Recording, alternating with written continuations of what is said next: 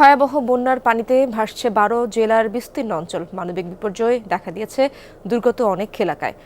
বৃষ্টির পানি আর বানের তলিয়ে আছে নোয়াখালী সদর সহ ৭ উপজেলার বিস্তীর্ণ এলাকা। শহরের বেশিরভাগ এলাকায়ও জলমগ্ন, ডুবে আছে বিভিন্ন সড়ক মহাসড়ক।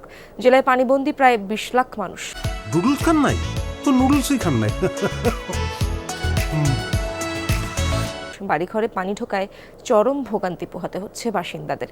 দেখা দিয়েছে খাদ্য ও বিশুদ্ধ পানির সংকট।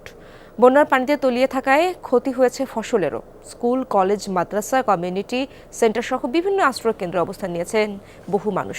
দুর্গত অনেক এলাকায় এখনও ত্রাণ সহায়তা পৌঁছেনি বলে জানিয়েছেন স্থানীয়রা।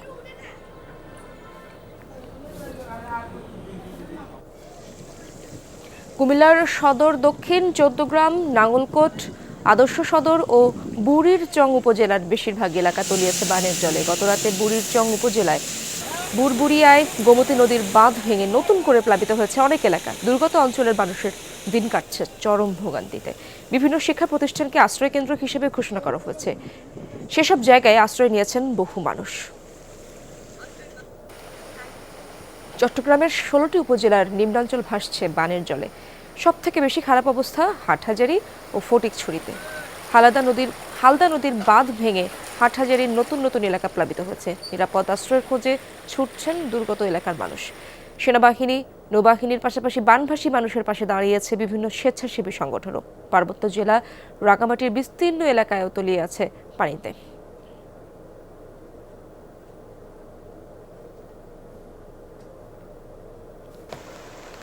মৌলভীবাজারে মনু নদের পানি এখনও বিপদসীমার ওপর দিয়েই বইছে।